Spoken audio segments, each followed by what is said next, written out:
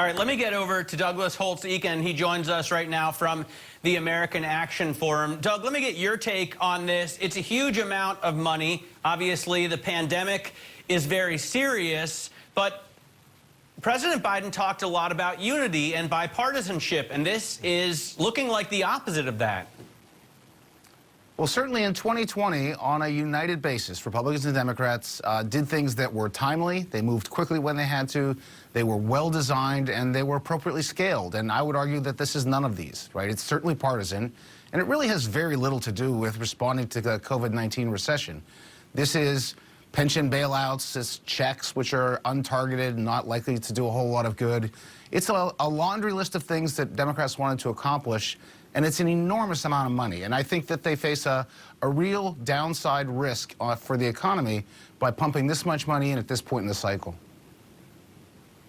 Kevin, how does the Biden administration respond to that? I mean, clearly everyone understands there's a need, millions of Americans still out of work, but this doesn't look quite as targeted. And actually, Doug, you know, let me get back to you. What do you think is the biggest problem in terms of the spending here? Is there pork that you don't like? Are there stimulus checks going to people that you think are already too well off? What do you think are the biggest excesses in this package? Well, if you look at the roots of the economic distress, it's the virus, and it's the fact that people cannot consume services which are delivered in person and risk infection.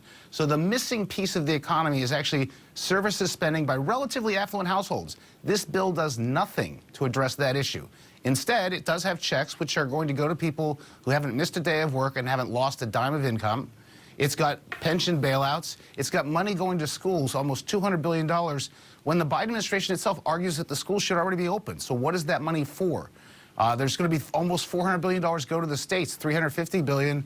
And many of those states are in fine financial condition. There's no needs testing going on here. And so we have a really poorly designed bill that's enormously expensive. And the Biden administration has big plans, infrastructure, climate change. They could use the $2 trillion more effectively, and they're not going to do that. Well, let me ask you what you think about that then, because I think both parties agree that there is serious need in the United States for infrastructure investment, not even just thinking about the roads and bridges and the airports that should be so embarrassing to the most powerful nation in the world, but the digital infrastructure is also sorely lacking. How much do you think Republicans are going to be willing to help the Biden administration spend there after this $2 trillion stimulus bill? Well, on the merits, I think there's a lot of agreement on the issue of the digital divide and trying to do schooling from home. There's a serious gap between affluent and less affluent households and particularly communities of color. So modern digital infrastructure is on everyone's list. Traditional infrastructure is as well.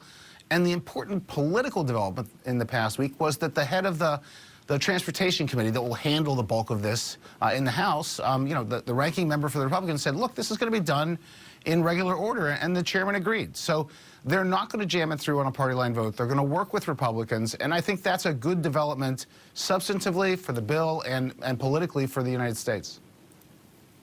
What's your take on the inflation effects that we'll see, the consequences from this massive spending package? I was talking to Paul Donovan, whom I'm sure you know, chief economist over at UBS, and he was saying, look, basically, there's a lot of people who are going to go out and buy stuff, clearly. But there are also a lot of people who are going to go out and sell stuff. There's going to be a lot of capacity created by this stimulus as well.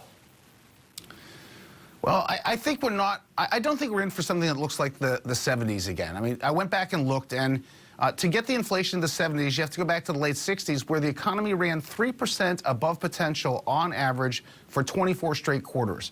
That's what it takes to generate that steady rising inflation that was so hard to get rid of.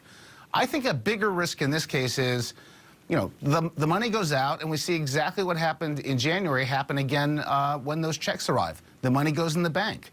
We saw the savings rate rise to 20%. It's going to go back in there again. Is it going to sit in a savings account? Unlikely. It's likely going to seek out some sort of asset. It's going to be an equity, might be a commodity, could be real estate.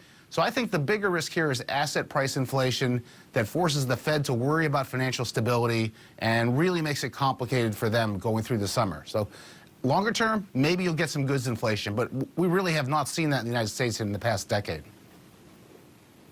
All right, Doug, thanks very much for joining us. Always great to talk to a fellow Denisonian. Douglas Holtz-Eakin there from the American Action